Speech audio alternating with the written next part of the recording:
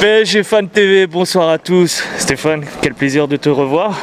Le plaisir est partagé en tout cas. Merci les gars. On commence bien notre saison, ironiquement.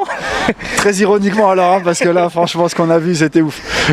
Alors malgré les absences, je ne vais pas parler des absents, mais avec les joueurs qui étaient présents, est-ce qu'on aurait dû gagner ce match face à un promu? Alors on veut pas parler des absents, mais on est quand même obligé d'en parler, parce qu'il y a du coup une incidence, tu vois. C'est-à-dire que dès qu'on a 5-6 joueurs qui sont pas là, des cadres, on se rend compte que le Paris Saint-Germain n'a pas les épaules solides. Est-ce que tu vois une dépendance derrière ça? Alors, je sais pas. Oui, pour le coup, il y a une forme de dépendance par rapport à des joueurs cadres comme ça. Normalement, nous, on devrait se dire, ok, on a des doublures à chaque poste déjà. Et quand je dis doublure, c'est pas un mec ultra bon, genre limite top player comme on peut avoir sur certains postes. Et derrière, on se retrouve avec des mecs qui tiennent pas la route. Normalement, on devrait pas avoir ça. On devrait avoir un mec qui est top, un mec qui est très bon. Et après derrière pourquoi pas si c'est un troisième joueur, bon voilà, si on a des jeunes, il n'y a pas de problème. Mais par contre là on se rend compte qu'il y a quand même un manque de quelque chose, tu vois. On parle souvent que les grandes équipes ont un banc. Et voilà, on voit que les titulaires ils sont absents. Et on voit que ceux qui sont naturellement sur le banc, et en tout cas la plupart du temps, ne font pas leur travail. Est-ce que pour toi, vu qu'on est en plein mercato, il y a un vrai travail que Leonardo doit accomplir durant cette période-là? Ah mais j'en suis persuadé. Aujourd'hui, notre saison, bref, la saison dernière, effectivement, on fait un beau parcours. On prend toutes les coupes, on fait une finale de Champions League, même si la finale je l'ai en travers de la gorge. Bon, on n'en a pas parlé parce que j'étais pas là, mais je l'ai comme ça. Mais aujourd'hui, oui, si on veut faire une belle saison, il y a intérêt de se bouger le cul sur le mercato. Parce qu'aujourd'hui, on ne voit rien arriver. On a vu plus ou moins des gens commencer à partir ou pas. On ne sait même pas d'ailleurs s'ils partent ou pas.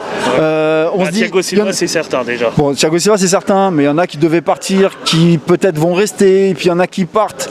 On ne sait pas trop. Enfin bref, c'est un peu le bordel et ce serait bien quand même qu'on ait quelque chose à se mettre un peu sous la dent quand même. Hein.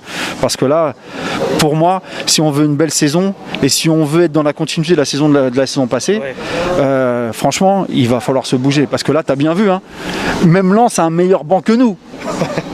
Franchement, c'est pas abusé ça. Même Lens qui est promu a un meilleur banc que nous. Et pourtant, il y a des joueurs talentueux, des jeunes joueurs talentueux dans notre effectif, mais on voit que clairement, ils ont un jeu un peu plus huilé que le nôtre. On a vu des 1-2, des enchaînements dans nos cages. On va pas parler de la boulette pour l'instant de Boulka, on en reviendra. Mais est-ce que clairement, alors je vais pas parler de Tourelle, mais est-ce qu'on manque clairement de matière dans nos entraînements pour pouvoir construire des jeux huilés dans notre effectif? Non, je pense pas. Je pense qu'on a quand même des bons entraînements. Je pense que les entraînements, ça doit être assez carré quand même malgré tout. On peut pas dénigrer ça. Après, c'est vrai que bon, on peut être un peu critique. Maintenant, si on doit leur donner des excuses, c'est premier match, effectivement, des cadres qui sont pas là, qui devraient être là. Si les cadres sont là, c'est plus le même match non plus. Donc on est quand même nous on a joué notre deuxième journée. T'as des équipes qui vont jouer la troisième journée, il me semble, un truc comme ça. C'est notre première journée. Ouais, c'est notre première journée, mais c'est la deuxième là. Ouais, c'est ça. Donc nous on a 0 match dans les pattes. On joue avec des joueurs qui à la base ne jouent pas ensemble. Lens c'est peut-être une continuité. Ils viennent de Ligue 2, ils s'entraînent, ils ont rajouté des gens, mais c'est quand même une continuité pour eux. Nous on se rend compte qu'on a des joueurs qui ont quasiment jamais joué ensemble, mis à part peut-être notre milieu. Et voilà. Qu'est-ce que tu veux que je dise de plus? Si je dois leur donner des excuses, c'est peut-être ça. Maintenant, je ne vais pas me cacher derrière les excuses. C'est important que le club se dise, ok, c'est ce que je disais au tout début, que le club se dise, effectivement, si on n'a plus nos joueurs cadres, comment on fait? Qu'est-ce qui se passe? Il se passe un peu ça, quoi, tu vois. On va parler du milieu de terrain, qui était naturellement, c'était des joueurs quand même cadres qui ont l'habitude en tout cas de jouer ensemble. Qu'en as-tu pensé? Beaucoup de pertes de balles. Un Verratti effectivement qui était bon sur la première, la deuxième je l'ai senti un petit peu moins bon. Ghana, je suis désolé, là pourtant c'est mon joueur, hein. Tu sais très bien que je le kiffe Ghana. Je sais que c'est là aujourd'hui on l'a pas vu. Herrera, t'es où? Voilà, je pense qu'ils avaient l'opportunité, malgré tout, de se montrer un petit peu plus et de montrer aussi aux jeunes que c'est des gars qui sont là et qui ont de la bouteille et qui ont une certaine expérience. Et malheureusement, ça n'a pas forcément été le cas. Encore une fois, encore heureusement que Marco était là. Un dernier mot sur malheureusement sur notre gardien, la boulette. Alors on va revenir sur Vulka. Il a fait malheureusement une boulette. Est-ce que pour toi tu considères que c'est une faute d'inattention et de concentration ou c'est clairement un peu malheureusement son niveau de jeu? Ah putain, elle est pas évidente ta question. Difficile. Franchement, elle est pas évidente ta question. Mais ça peut par exemple être à l'image malheureusement de ce. Alors on croit qu'il est peut-être talentueux, mais malheureusement on a eu beaucoup de gardiens qui sont passés à côté de notre.